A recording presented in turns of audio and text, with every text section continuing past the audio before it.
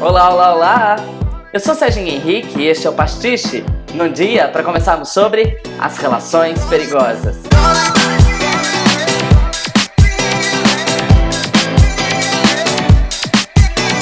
Há uns meses atrás, eu tinha pedido ajuda no meu Snap para que as pessoas me ajudassem a escolher um livro para ler. E acabou ganhando o livro Relações Perigosas, da literatura francesa, que tem o costume de ser devasso. Eles transam com diferentes pessoas ali naquela sociedade e também transam entre si. Em síntese, o livro conta a história de um casal de amigos, mas eles têm o propósito de nunca se apaixonarem. Eles não são mais tão jovens, eles têm em torno dos 30 anos, mas sobretudo querem manter o propósito de não se apaixonarem. O problema mesmo é quando o homem, o rapaz, acaba se apaixonando por uma mulher já comprometida, muito carola, e acaba se envolvendo cada vez mais com a tal da moça. A amiga devassa não se conforma com aquilo e quer de toda maneira convencê-lo de que caiu nas seduções do amor e que, portanto, está enfraquecido e quebrando o pacto deles. Pois bem, o protagonista não consegue se livrar desse sentimento e vai se complicando cada vez mais porque começa a perceber que ama de verdade a tal da moça Carola. Justamente por causa dessa história, eu acabei me lembrando dia desses de uma frase que tá no meu livro favorito, No Grande Sertão Veredas, e que traduz um pouco do sentimento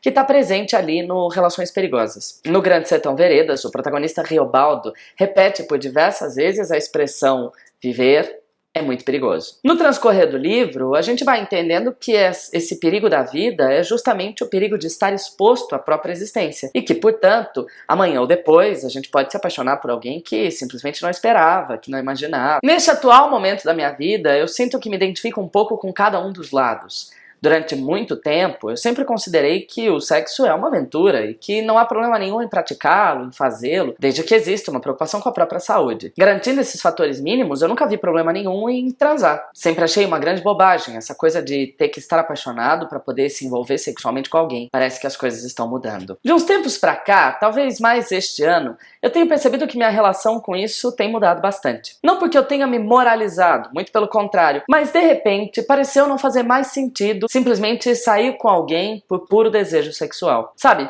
acho que a gente nunca vai parar de sentir tesão pelas outras pessoas. Isso é absolutamente comum, isso passa pela cabeça de todo mundo. Mas aos poucos a gente vai começando a entender que nem sempre é preciso transar com alguém para se sentir propriamente vitorioso em alguma coisa. Por exemplo, eu gosto muito de balada e procuro frequentá-la sempre. E raramente as pessoas com quem eu converso sobre as minhas baladas acreditam que eu simplesmente vou até a balada. Beber ou não bebo mesmo, mas além disso, são raras as vezes em que eu realmente me preocupo em ir pra balada pra beijar alguém. Eu vou porque gosto da música, gosto da noite, e com o tempo fui entendendo que tudo bem, que eu simplesmente não precisava ficar com ninguém pra curtir aquele ambiente, pra curtir aquele lugar do qual eu gosto. Tô começando a achar que com o sexo é a mesma coisa. Este ano, de uma maneira geral, me envolvi com pouquíssimas pessoas. Me envolvi com várias, senti desejo por tantas, me aproximei de muitos e acabei dizendo isso pra vários deles. Sexo mesmo não aconteceu.